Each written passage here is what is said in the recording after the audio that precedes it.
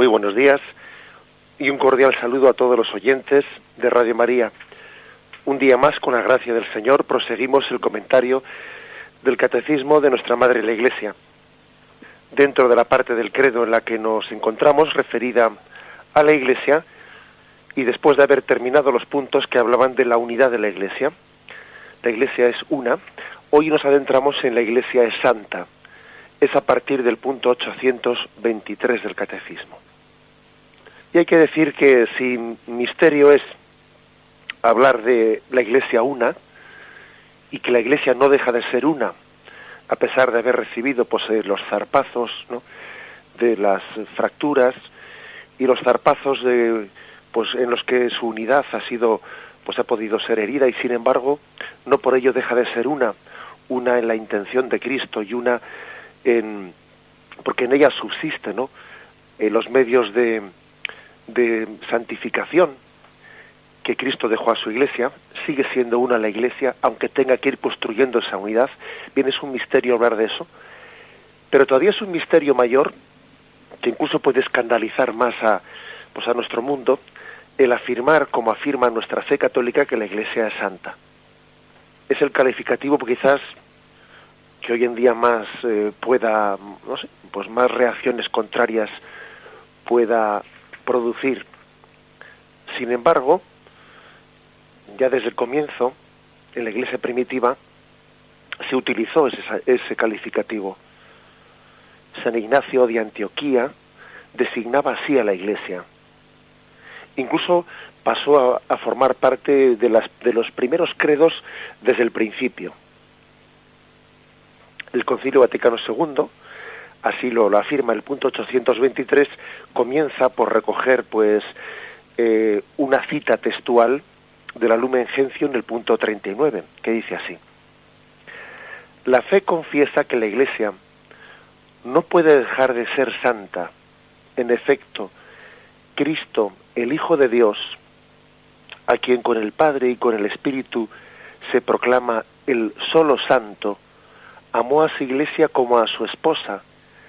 Él se entregó por ella para santificarla, la unió a sí mismo como su propio cuerpo y la llenó del don del Espíritu Santo para gloria de Dios. Este es el punto 39, una parte, ¿no?, del punto 39 de la Lumen Gentium, que es el comienzo de este apartado del Catecismo.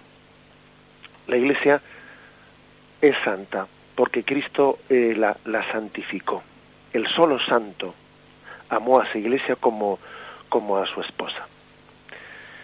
Bien, vamos a intentar desgranar un poco este aspecto, ¿no?, tan misterioso pero tan real. ¿Cómo puede hacernos semejante afirmación la Iglesia, cuando todos sabemos que conocemos los defectos de los miembros que formamos la Iglesia? ¿Es posible afirmar hoy en día que la Iglesia es santa cuando chocamos, ¿no?, con los escándalos de los pecados de las que la formamos? Incluso cuando la misma Iglesia, ¿no?, cuando Juan Pablo II en el año 2000 pidió públicamente perdón en nombre de todos los miembros de la Iglesia que habían cometido pecados a lo largo de la historia, y pidió perdón por pecados concretos, ¿no?, que los miembros de la Iglesia habían cometido. ¿Cómo entender eso, pues? Bien, sin duda alguna, aquí hay que entender que la Iglesia trasciende a sus miembros. La Iglesia es más que la suma de sus miembros. La Iglesia es un misterio que supera a la suma de cada uno de los que pertenecemos a la Iglesia. Es un misterio superior que va más allá. Va más allá. Fijaros dos textos que ya son de por sí solos, bastante indicadores, ¿no?, de cómo la Iglesia es otro aspecto que supera, ¿no?, la mera suma de los miembros que la formamos. Uno es Efesios 5, 25-26. Maridos, amad a vuestras mujeres como Cristo amó a la Iglesia y se entregó a sí mismo por ella, para santificarla, purificándola mediante el baño del agua, en virtud de la palabra, y presentársela resplandeciente a sí mismo, sin que tenga mancha ni arruga, ni cosa parecida, sino que es santa e inmaculada. Es un texto que tiene un gran valor, porque encima está hablando del matrimonio, y en el contexto de hablar del matrimonio pone como ejemplo lo que es la entrega de Cristo a su Iglesia. La purificó, la santificó por el baño del agua, e hizo de ella algo resplandeciente, sin mancha ni arruga, ni cosa parecida, sino que es santa e inmaculada, la Iglesia que ha sido purificada por Cristo. Luego está claro que estamos hablando, pues también de una imagen de la Iglesia que es mística, porque es el ser de la Iglesia, la esencia de la Iglesia no puede reducirse, ¿no?, pues a un componente societario, sino que supera, ¿no?, esa dimensión meramente humana, y es una dimensión mística la que también explica el ser de la Iglesia. Hay que conjugar, pues, las imágenes de la Iglesia como institución, como pueblo de Dios y como cuerpo místico de Cristo, ¿eh? Todo ello se integra. Bien, pero vayamos por partes, porque aquí se hace también la siguiente afirmación en el primer punto, 823, que estamos comentando. La Iglesia es, pues, el pueblo santo de Dios, y sus miembros son llamados santos. Incluso los miembros, ojo, no únicamente la Iglesia como ente místico, sino que hasta los mismos miembros de la Iglesia son llamados santos. Y se nos ofrecen aquí tres versículos, tres pasajes, nos ofrece el Catecismo. Uno es el de Hechos 9:13. Respondió Ananías: Señor, he oído muchos hablar de ese hombre, se refiere a Saulo, ¿no?, y de los muchos males que ha causado a tus santos en Jerusalén, y que está aquí con poderes de los sumos sacerdotes para apresar a los cristianos. Bueno, lo curioso de este pasaje es que dice, para hablar a los miembros de la Iglesia de Jerusalén, que Pablo estaba persiguiendo a los miembros de la Iglesia de Jerusalén. Lo curioso es que les llama tus santos de Jerusalén. Este hombre ha causado muchos males a tus santos en Jerusalén. En la Iglesia primitiva se le llamaba los santos a los miembros de la Iglesia. Primera Corintios 6:1. Cuando alguno de vosotros tiene un pleito con otro, se atreve a llevar la causa ante los injustos y no ante los santos, diciendo que hay que llevar las causas, los problemas, hay que llevarlas ante la Iglesia, y que era costumbre, pues, que la Iglesia juzgase también quién tenía razón en los pleitos y en los problemas que pudierais haber entre vosotros, ¿no? No era costumbre entre los cristianos llevar sus problemas ante los tribunales civiles, sino que intentaban dentro de la Iglesia, pues, solventar sus diferencias. Pero fijaros que dice, se atreve a llevar la causa ante los injustos y no ante los santos. Es decir, era costumbre en la Iglesia primitiva llamar santos a los miembros de la Iglesia. Primera Corintios 16:1. En cuanto a la colecta en favor de los santos, haced también vosotros tal como mandé a las iglesias de Galacia. En vez de decir la colecta en favor de tal iglesia, dice la colecta en favor de los santos.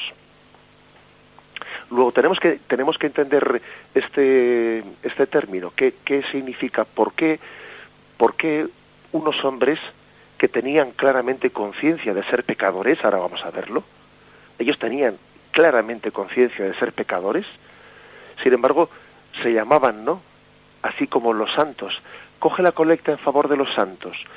Tenéis que dirimir vuestros problemas no ante los tribunales civiles, sino ante los santos. ¿Por qué se atrevían ellos, ¿no?, de esa forma a designarse como santos? Este es un poco el gran atrevimiento, ¿no?, el gran atrevimiento que desde la luz de la fe tenemos de llamar a la Iglesia santa. Incluso, como habéis podido ver, no únicamente santa en cuanto a una realidad mística, porque a veces uno podría Podría tener el peligro de decir, bueno, la Iglesia es santa pues en cuanto a su realidad mística, en el sentido de que es el cuerpo místico, sí, no, pero fijaros que luego se le llama santos hasta los miembros que la forman. ¿Cómo se explica esto? Bien, esto es lo que estos puntos del catecismo, a partir del 823, pues se emplean, ¿no? Se emplea con fuerza para intentar ver este misterio, el misterio que vamos a intentar desgranar poco a poco. Hacemos un momento de reflexión.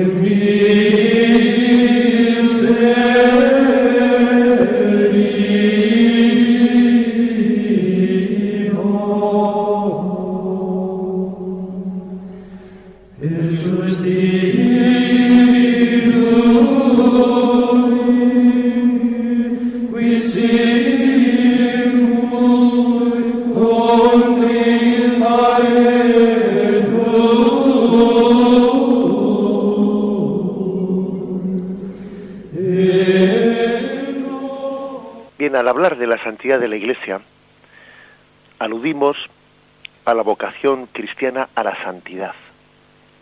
Santidad que, según la Escritura, pertenece solo a Dios, único santo.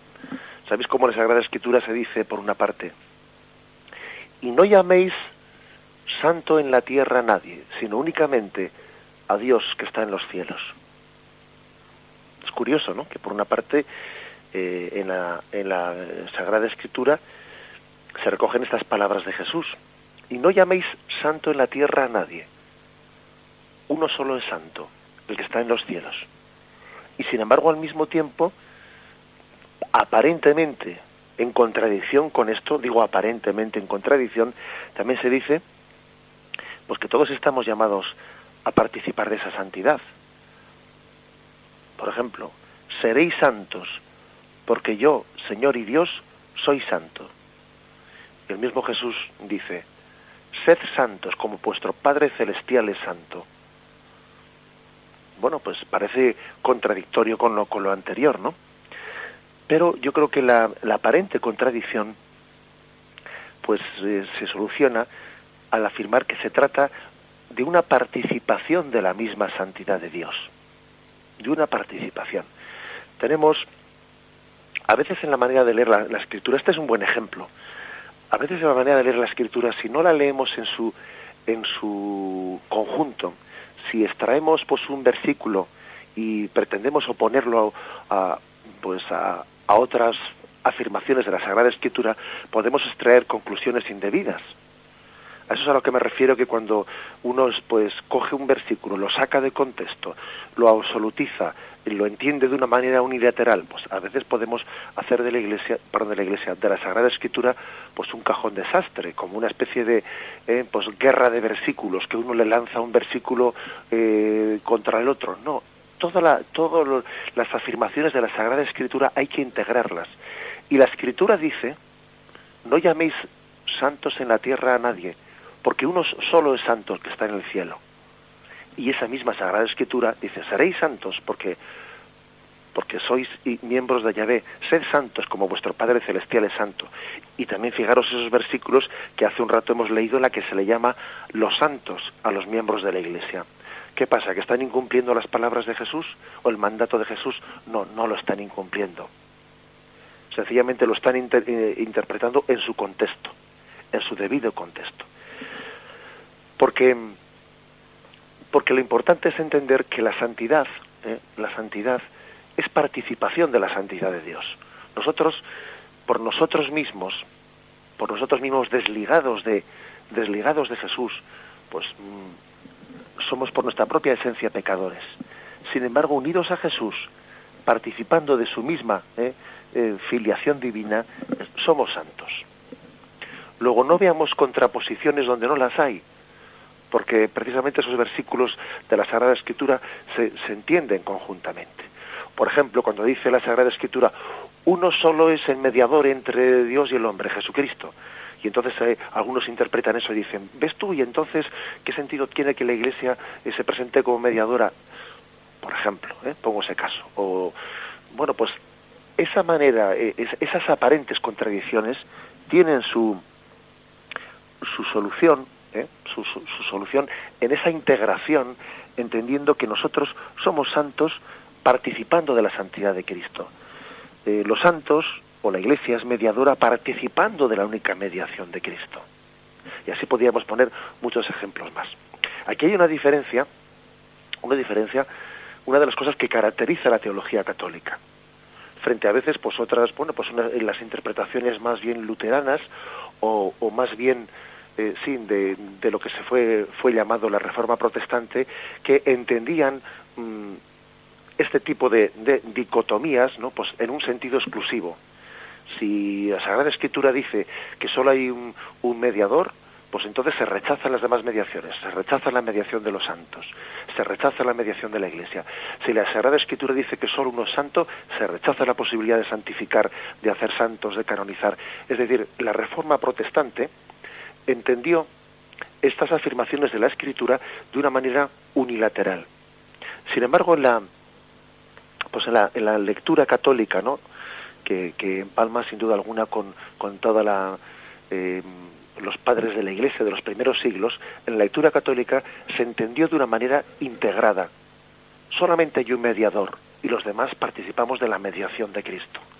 Solamente hay un santo y los demás participamos de esa santidad de Jesucristo. Hay que, pues, integrar una cosa y la otra. Hay que integrar el versículo que dice solamente hay un santo y no llaméis santo a nadie en la tierra, y hay que integrar las mismas palabras de Jesucristo que dice, sed santos como vuestro Padre Celestial es santo. Y esos versículos en los que se le llama los santos a los seguidores de Jesucristo. Bien, hecha esta afirmación, que es muy, muy importante, hay que decir que en la Biblia se habla del templo santo, de la tierra santa, de la asamblea santa. Todo ello es parte de la Sagrada Escritura. De la misma Sagrada Escritura que dice, no llaméis santo a nadie en la tierra. Pues en la misma Sagrada Escritura se habla de templo santo, asamblea santa, tierra santa, porque Dios la santifica con su presencia. O porque están consagradas a su servicio. Por estos dos motivos. Porque Dios las santifica con su presencia y también porque Dios las ha consagrado a su servicio santo. La santidad bíblica es, por tanto, un don de Dios. Nadie puede ufanarse de ello. La santidad de una criatura jamás le hará sombra a la santidad de Dios, porque no es más que una participación de esa santidad de Dios. La santidad bíblica es un don de Dios y también es un mandamiento que solo por la gracia podemos intentar cumplir. Es un don y es un mandamiento. Sed santos. Sois santos por la gracia de Dios y debéis ser santos también por la gracia de Dios. En el Nuevo Testamento este don de la santidad comienza por ser una filiación en Cristo por obra del Espíritu. Es como una participación, ¿no?, en la vida trinitaria. La santidad se nos da como un fruto del sacrificio de Cristo y por la acción del Espíritu Santo. Es un don participado. Por eso la Iglesia no cesará nunca de ser un pueblo santo, por diversas razones. Porque Cristo está indisolublemente unido a su Iglesia, que es su esposa. Y porque Cristo ha dotado a su Iglesia del don estable del Espíritu. La naturaleza santa de Dios se comunica a los hombres por el don del Espíritu. Hay que decir sencillamente que la unión de Dios y los hombres se realiza por el don del Espíritu Santo. Aquí tenemos un texto, ¿no?, de la carta de San Pablo a los Efesios 2, del 18 al 22, que dice así: por medio de Cristo, unos y otros podemos acercarnos al Padre con un mismo espíritu. Por lo tanto, ya no sois extranjeros ni forasteros, sino que sois ciudadanos del pueblo de Dios y miembros de la familia de Dios. Por Cristo, vosotros os vais integrando en la construcción para ser morada de Dios en Él. morada de Dios. Eso es lo que le permite a la Iglesia pues vivir ese misterio de santidad. Y aquí es donde también hay que traer a colación ese texto que antes hemos citado, de cómo Cristo santificó a su Iglesia. Cristo, el Hijo de Dios, quien con el Padre y el Espíritu es el único santo, amó a la Iglesia como a su esposa, entregándose a sí misma por ella para santificarla, haciéndola santa, inmaculada, sin arruga. Efesios 5, 25, 26. Dice la Lumen Gentium 39 que la unió a sí mismo como a su propio cuerpo y la enriqueció con el don del Espíritu Santo para la gloria de Dios, hasta el punto, ¿no?, de llamarle los santos a los miembros de la Iglesia. La pregunta es, ¿esa santidad se refiere solamente al estado final, cuando Cristo entregará definitivamente todas las cosas al Padre? ¿O también hay que decir que la Iglesia actual es santa? O sea, que la Sagrada Escritura, cuando habla de la santidad de la Iglesia, se refiere a la Iglesia del cielo, o también se refiere a la Iglesia de la tierra. La respuesta hay que decir que es santa la única Iglesia de Dios, que no hay dos iglesias, no hay dos iglesias. La Iglesia es un misterio, es una realidad compleja, pero que al mismo tiempo es una sociedad pues estructurada jerárquicamente y al mismo tiempo es una comunión de fe, esperanza y caridad. No podemos caer en la tentación de hablar de dos iglesias, por una parte cuerpo místico y por otra parte sociedad jerárquica. Todo ello está integrado, todo ello. El misterio de la Iglesia, que es también el misterio de su santidad, consiste en esto, que es una iglesia, cuerpo místico y pueblo de pecadores al mismo tiempo. Si decimos que la Iglesia actual es santificante, hemos de decir que es santa. Este es un gran argumento que utilizaron los padres de la Iglesia. Nadie puede santificar si no ha recibido la santidad. ¿Cómo vas a dar lo que no tienes? ¿Cómo vas a dar? Este fue otro argumento también de los santos padres para demostrar que el Espíritu Santo es persona divina. ¿Cómo no va a ser Dios si nos diviniza? Si el Espíritu Santo nos diviniza, ¿cómo no va a ser Dios? Bueno, pues esto es lo mismo, el mismo argumento. ¿Cómo no va a ser santa si nos está santificando? Si la Iglesia no santifica, es que es santa. Este es un argumento que los santos padres utilizaron con profusión. Sí, pues la Iglesia es santa porque, santificada por Cristo, produce a sí mismo santidad. La Iglesia, permitidme la expresión es un poco provocativa, la Iglesia es una fábrica de santos, ¿no? Y eso es porque Cristo la ha santificado para dar ese poder de santificación. Esto es lo que no se puede negar. Otra cosa es que pues los que somos miembros de la Iglesia pues no seamos santos o seamos pecadores. Ese es otro tema. Otro tema que ahora vamos a abordar. Hacemos un momento de reflexión.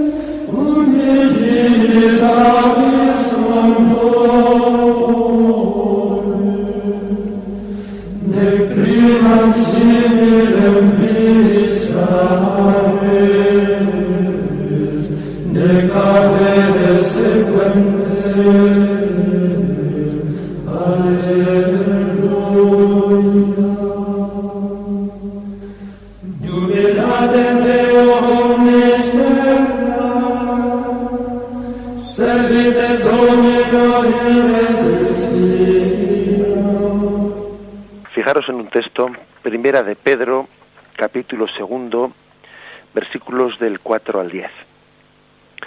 Acercándonos a él, piedra viva, desechada por los hombres, pero elegida, preciosa ante Dios, también vosotros, cual piedras vivas, entrad en la construcción de un edificio espiritual, para un sacerdocio santo, para ofrecer sacrificios espirituales aceptos a Dios por mediación de Jesucristo.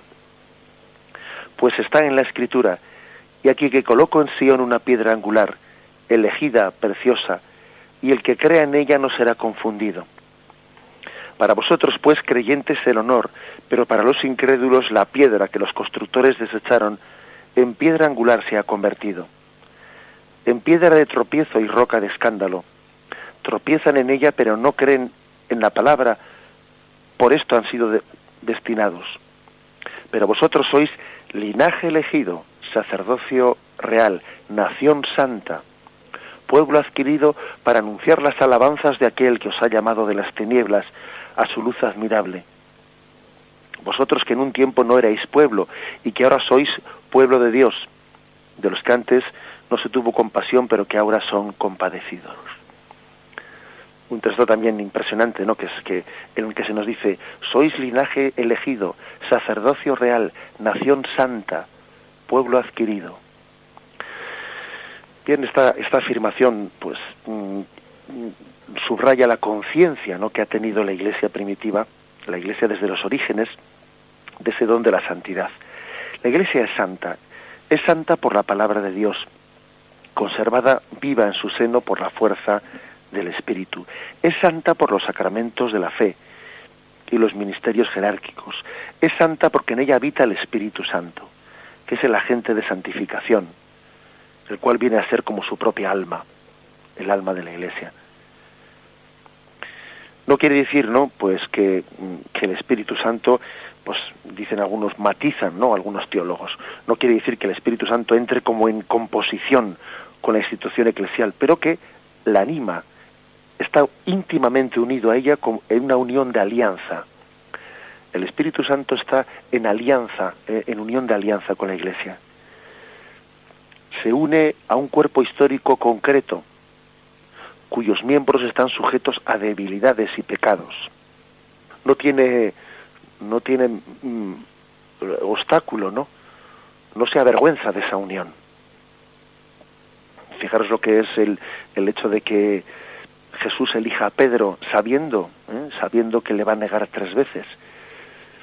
Jesús no se avergüenza de esa elección, de ser capaz de hacer alianza con un hombre pecador. Es por ello la Iglesia de los santos, en el sentido de que no deja de producir santos y frutos de santidad, a pesar de, bueno, pues sencillamente a pesar del pecado de los que la formamos. Este es el milagro, que aun siendo pecadores nosotros, no deja de producir santos y frutos de santidad. Aquí, fijaros bien, hubo un momento en el que la Iglesia tuvo algunas tentaciones en su seno. Hubo algunas herejías en los siglos primeros, herejías que algunas se llamaron montanistas, a la que perteneció Tertuliano. También luego San Agustín se enfrentó a los donatistas, etcétera. Fijaros bien, hubo unas herejías en los siglos primeros que confundieron lo que era la santidad de la Iglesia con la santidad de los miembros de la Iglesia. Y así, por ejemplo, estas herejías vinieron a decir que para poder celebrar, para que tuviesen validez los sacramentos que la Iglesia celebraba, tenían que ser santos los sacerdotes que los celebrasen. Y rechazaban que sacerdotes que hubiesen sido pecadores pudiesen celebrar válidamente la Eucaristía. Por ejemplo, cuando había habido un sacerdote pues que había sucumbido en las persecuciones de los romanos y que por cobardía, ¿no?, pues había abjurado de su fe, y después había retornado a la Iglesia, había hecho penitencia, estas herejías puritanas, podríamos llamarlas puritanas, o rigoristas, o no sé cómo podríamos llamarlas, pues no admitían que ese sacerdote pudiese celebrar válidamente los sacramentos. Decían, ¿cómo ese sacerdote que cayó, que pecó, que en el momento de la persecución adjuró de Jesucristo, ahora va a celebrar los sacramentos válidamente? Ese no es santo para celebrar los sacramentos. Y la Iglesia, fijaros bien, rechazó esa interpretación. ¿Por qué? Porque no se puede confundir la santidad de la Iglesia con la santidad subjetiva de los miembros que formamos la Iglesia. Un sacerdote puede ser un pecador, y de hecho lo somos, y celebrar válidamente los sacramentos no en virtud de su santidad personal, sino en virtud de la santidad sacerdotal de la que Cristo le ha revestido. Fijaros qué gran misterio. Por otra parte, la Iglesia le pide que celebre en gracia de Dios, pero también no supedita a ello la validez de los sacramentos. Aunque un sacerdote celebre en pecado cometiendo un sacrilegio, sin embargo, la Iglesia reconoce la plena validez santificadora de ese sacramento que está celebrando. Qué misterio tan grande que estamos diciendo ahora mismo, ¿verdad? Pues la Iglesia rechazó aquellas herejías de los primeros siglos, herejías que pensaban que únicamente iban a ser santificadores los sacramentos celebrados por los sacerdotes que personalmente no tuviesen pecados. Rechazó eso como una herejía. No, lo fuerte, la santificación, lo santo de los sacramentos, no me lo da la santidad del sacerdote que está celebrando. No, es la gracia de Cristo la que me santifica, y no la santidad subjetiva de ese sacerdote. Si bien es verdad que será una ayuda para nosotros, una ayuda pedagógica muy grande, pues que el sacerdote, que es el mediador en esa obra sacramental, sea personalmente santo y así todavía nos signifique, nos exprese más fácilmente la santidad de Jesucristo. Pero fijaros bien, no podemos confundir una cosa con la otra. Uno recibe la santidad de Jesucristo incluso de manos pecadoras, siempre la recibe de manos pecadoras. Dicho esto, nosotros tenemos plena conciencia, plena conciencia de nuestro ser pecador. El punto 827, me he saltado algunos puntos, pero luego ya tendremos ocasión de volver sobre ellos. El punto 827 del Catecismo dice: mientras que Cristo, santo, inocente, sin mancha, no conoció el pecado, sino que vino solamente a expiar los pecados del pueblo, la Iglesia, abrazando en su seno a los pecadores, es a la vez santa y siempre necesitada de purificación, y busca sin cesar la conversión y la renovación. Todos los miembros de la Iglesia, incluso sus ministros, deben reconocerse pecadores. Dice Primera de Juan, capítulo 1, versículos del 8 al 10. Si decimos no tenemos pecado, nos engañamos, y la verdad no está en nosotros. Si reconocemos nuestros pecados, fiel y justo es Él para perdonarnos los pecados y purificarnos de toda injusticia. Si decimos no hemos pecado, le hacemos mentiroso y su palabra no está en nosotros. En todos la cizaña del pecado todavía se encuentra mezclada con la buena semilla del Evangelio hasta el fin de los tiempos. Otro texto, Mateo 13, versículo 24 al 30, dice: otra parábola les propuso: el reino de los cielos es semejante a un hombre que sembró buena semilla en el campo, pero mientras su gente dormía, vino su enemigo, sembró encima cizaña entre el trigo y se fue.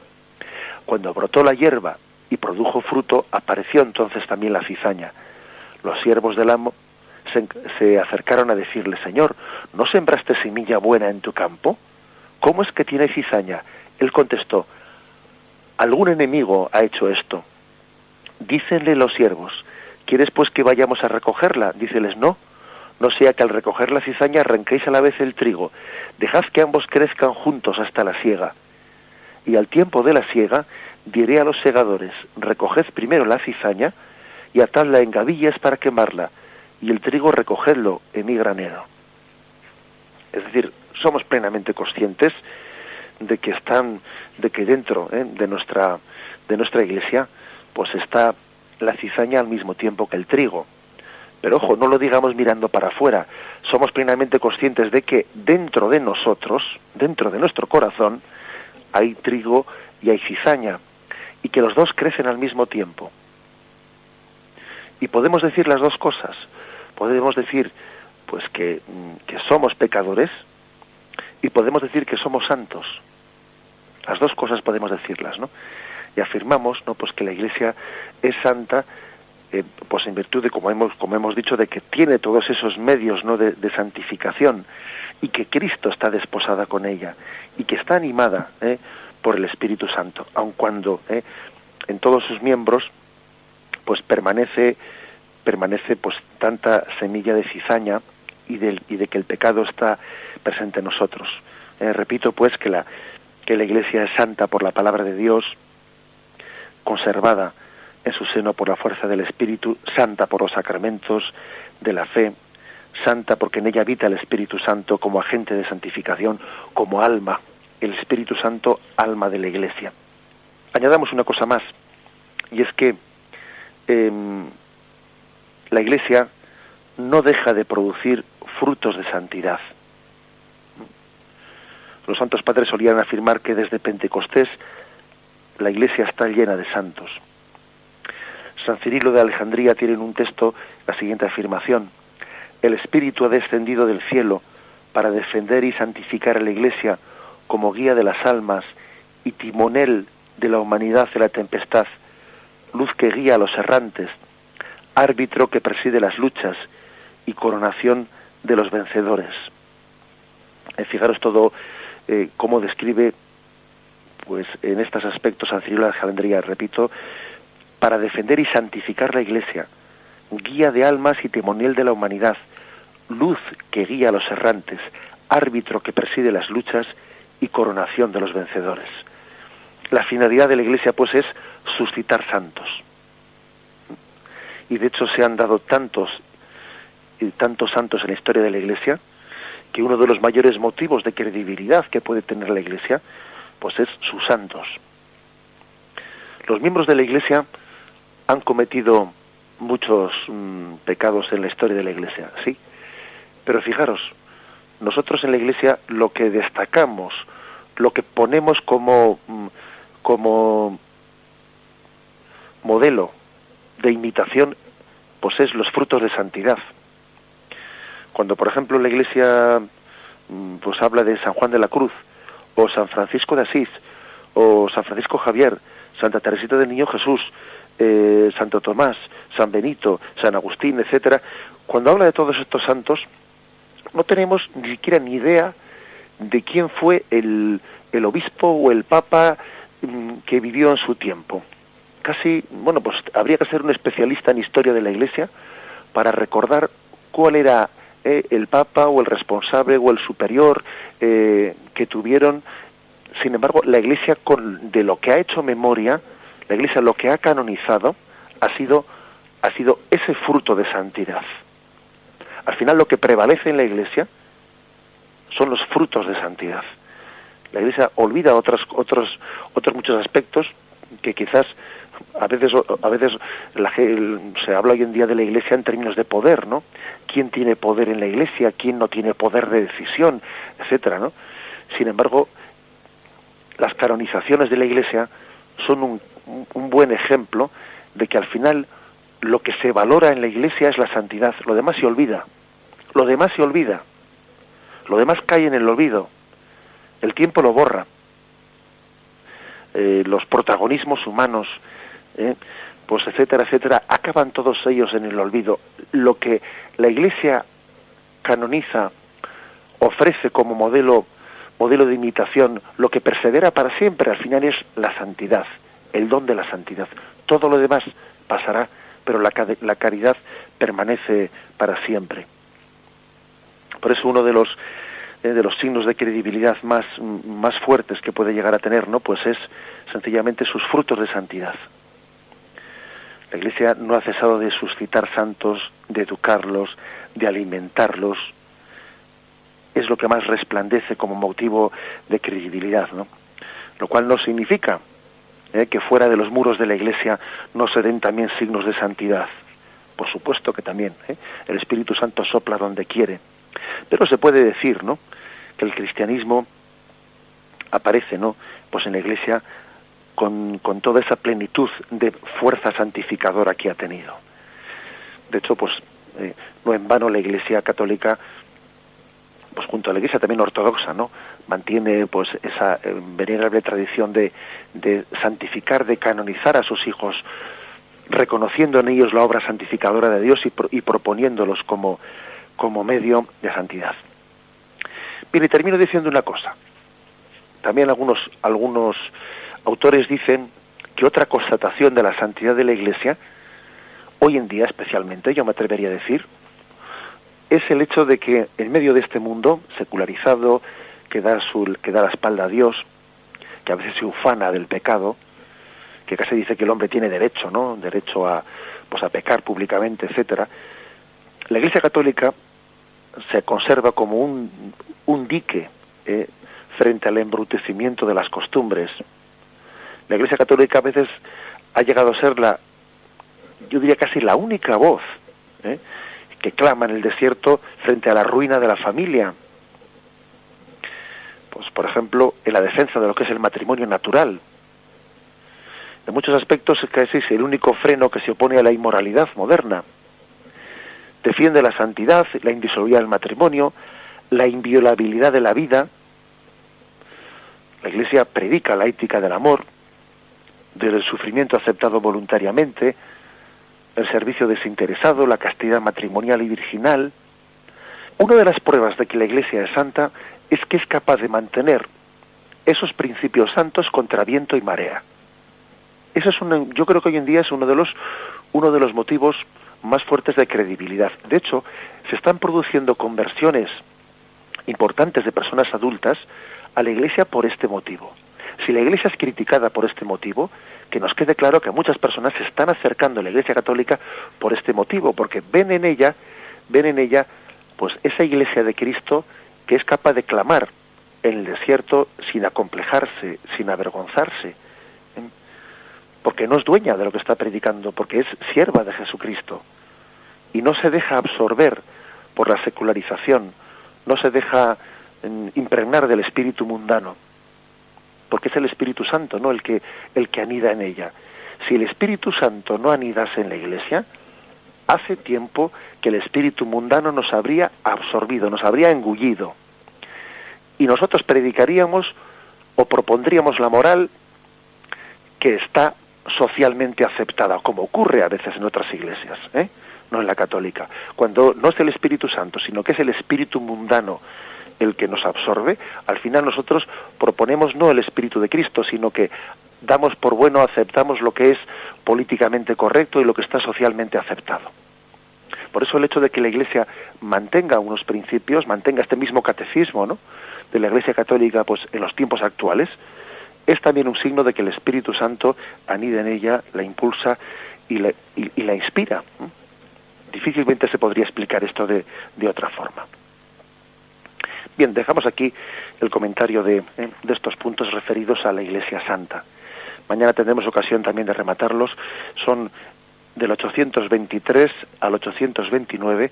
Destinaremos también un día más para completar la explicación de que la Iglesia, de este artículo de la Iglesia Santa. Damos paso ahora a la intervención de los oyentes.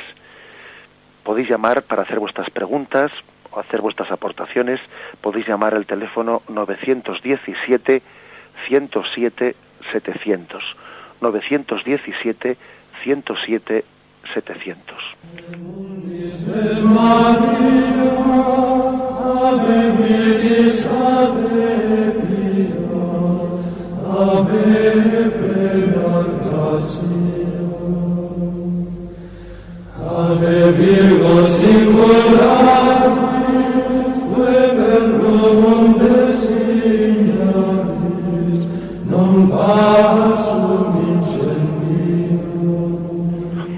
Buenos días, ¿con quién hablamos?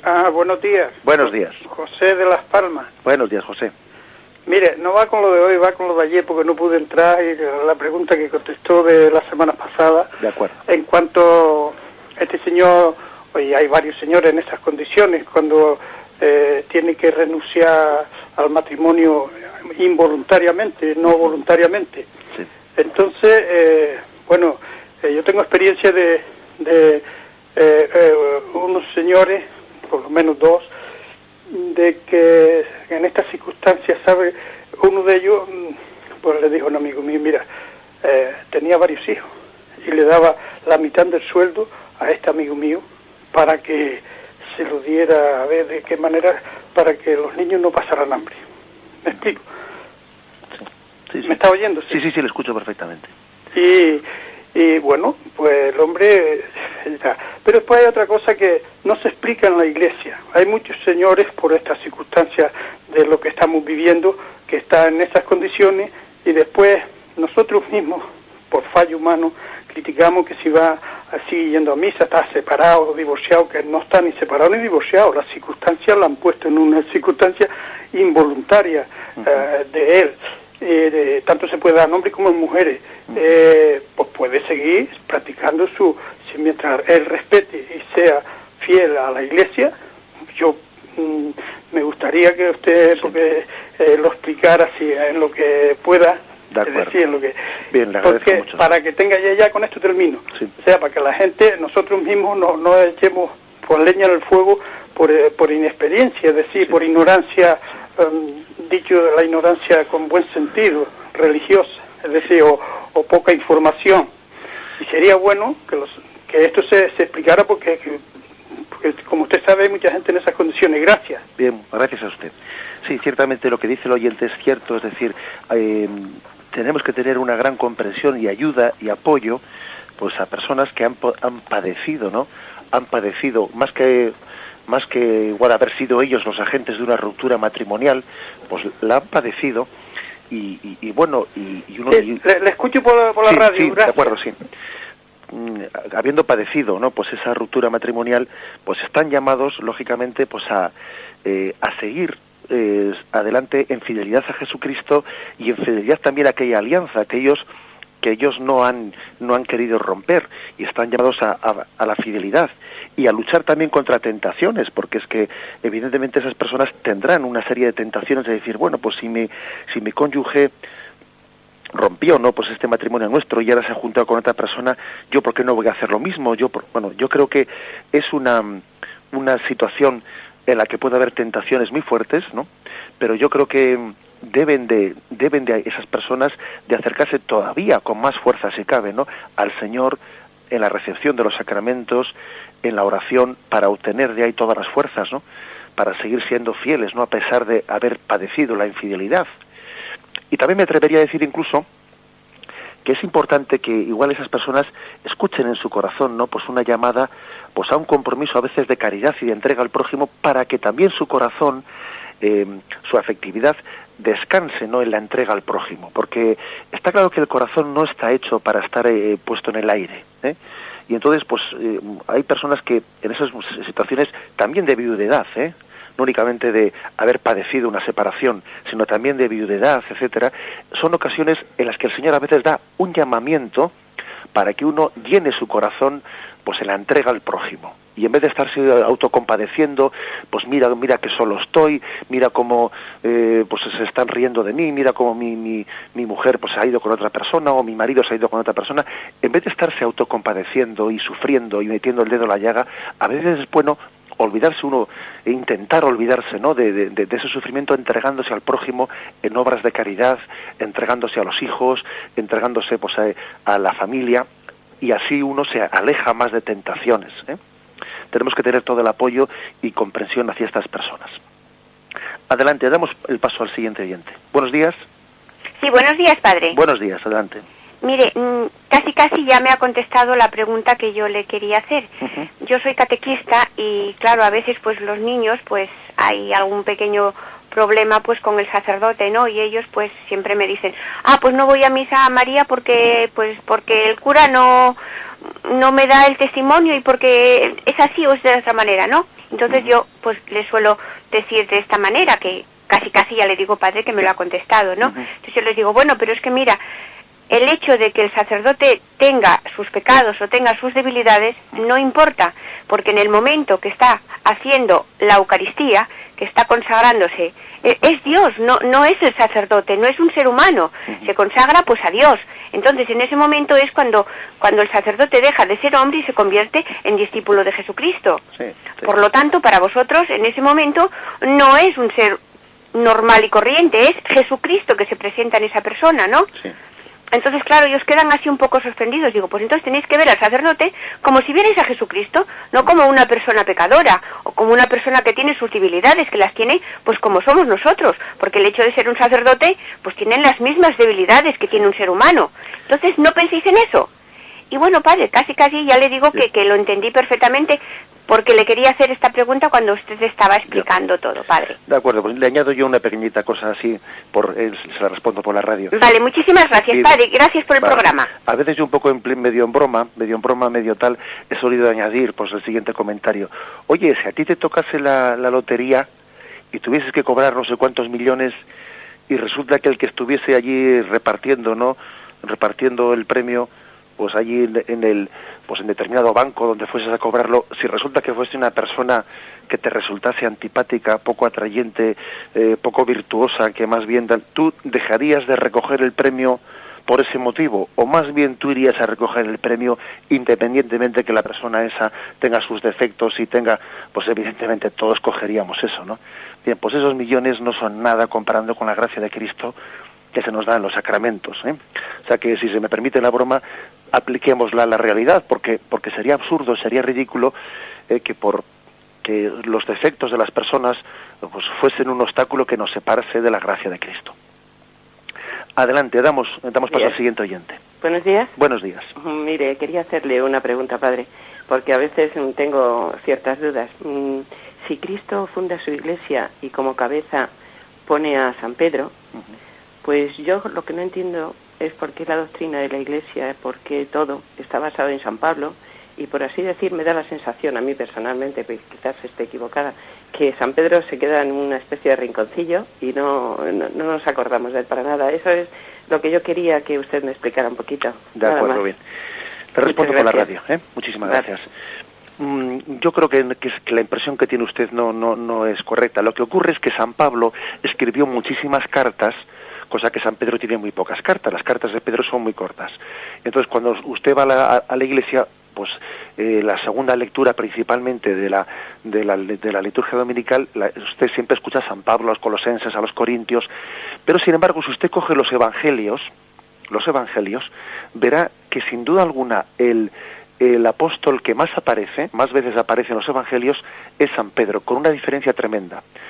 Si no recuerdo mal, me parece que San Pedro aparece en el Evangelio unas 114 veces su nombre, y el segundo apóstol que más aparece es San Juan, que aparece unas 42 veces. Fíjese usted, desde 114 hasta 42, qué diferencia tan grande entre pues el apóstol que más presencia tiene en el colegio apostólico es sin duda alguna San Pedro. Los evangelios están continuamente haciendo referencia a cómo Pedro tomó la palabra y dijo, o sea, Pedro tenía en el colegio apostólico pues una primacía, incluso en el tomar la palabra, en el dirigirse al Señor, y eso está claramente reflejado en los evangelios, hasta el punto que, como he dicho, hay una diferencia tremenda en las menciones que se hacen del resto de los apóstoles. Otros apóstoles casi ni son mentados. Esa impresión que tiene usted de San Pablo es exclusivamente por el tema de las cartas.